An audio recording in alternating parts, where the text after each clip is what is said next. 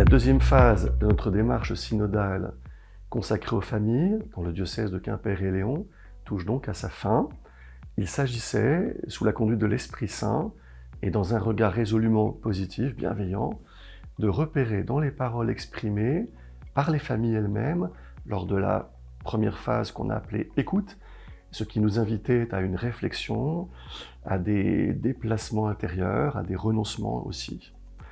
Ce travail commun de réflexion, il a été mené par quelques équipes en paroisse, mais aussi par le groupe Place et Parole des Pauvres, ainsi que par un groupe de la vie consacrée. Tout cela en vue de mettre en œuvre, dans la troisième phase de la démarche Devenir chrétien en famille, de nouvelles initiatives en vue de l'annonce de l'Évangile aux familles, dans les familles, avec les familles elles-mêmes, le tout dans un esprit résolument missionnaire. Dans notre réflexion, nous avons d'abord constaté que les familles avaient d'abord une image globalement positive de l'Église, citée comme une famille, une communauté où se partagent les joies et les tristesses, qui accueille, soutient, accompagne, réconforte, pardonne, qui est généreuse et bienveillante. Mais il y a aussi un appel à ce que l'Église soit vraiment la maison de tous, où vie fraternelle et communion se vivent vraiment.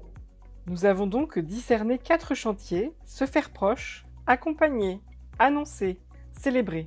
Ils nous invitent tous les 4 à des déplacements, à des renoncements, à être créatifs, à mettre en œuvre des manières nouvelles pour rejoindre les familles, toutes les familles, et y annoncer, comme une chanson qui trouve à chaque fois une mélodie nouvelle: Jésus-Christ t'aime, il a donné sa vie pour te sauver, et maintenant il est vivant à tes côtés, chaque jour pour t'éclairer, pour te fortifier, pour te libérer.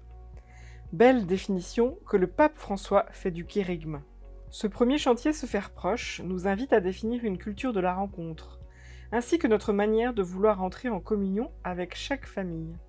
Les familles nous appellent à aller les rejoindre pour des temps conviviaux, à s'adapter à leur rythme, à entendre ce qu'elles vivent et les accueillir au mieux lorsqu'elles viennent à nous. Comment prenons-nous vraiment soin d'elles? Comment faisons-nous avec elles? Pour le second chantier, accompagner, entendons les appels exprimés. Aidez-nous à chercher Dieu, aidez-nous à mieux comprendre la parole de Dieu dans un langage accessible. Accompagnez-nous sur nos questions concrètes de la vie. Ouvrez-nous à ce qu'est l'Église. Autant de demandes nous invitant à être sel et lumière. Ce troisième chantier annoncé nous invite à être des prophètes audacieux, féconds, heureux. Comment proclamer la bonne nouvelle à ces familles qui nous demandent de les aider à mieux la comprendre afin qu'elle donne du sens à leur vie? Dans ce dernier et quatrième chantier célébré, il y a les familles pratiquantes, sensibles à la place que nous allons leur laisser dans nos célébrations, à la beauté de nos liturgies, en attente de paroles compréhensibles qui viennent les rejoindre. Et il y a d'autres familles qui sont sur la première marche de la découverte du Christ, et pour lesquelles il nous faut proposer de célébrer autrement. Quelles initiatives allons-nous oser? Dans la troisième phase de notre démarche Devenir chrétien en famille, commençons donc à réfléchir dans nos paroisses, dans nos services, à ce que nous pourrions mettre en route, mettre en œuvre même, à l'occasion de ces 4 chantiers.